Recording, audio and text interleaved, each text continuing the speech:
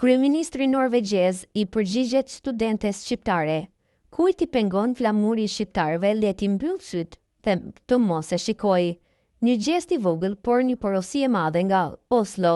Një moment I veçantë në Oslo, studentja shqiptare nga Kosova, Dea Murseli, u fotografua së bashku me kryeministrin e Norvegjisë, Jonas Gahr Store, gjatë vizitës së saj në Universitetin e Oslos.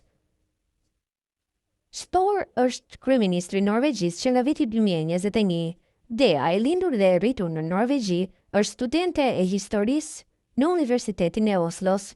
Kjo ka zgjedhur si fushë studimi historinë e kombit shqiptar në Ballkan me theks të veçantë e figura Gjergj Kastriotit Skënderbeu.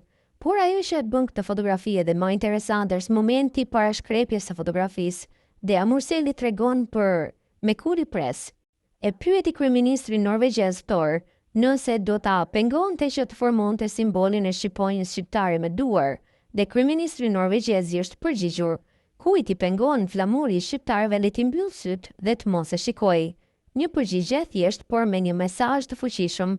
Respekti për identitetin dhe simbolin e tjetrit nuk duhet jetë kur problem. Ndoshta këtë qasje duhet ta mësojnë edhe disa politikanë, profesor, analistë e gazetarë shqiptarë, si në Prishtinë ashtu edhe në Tiranë, të cilët munduan të largojnë apo ta minimizojnë identitetin, kulturën dhe flamurin kushëzi të shqiptarëve në Ballkan.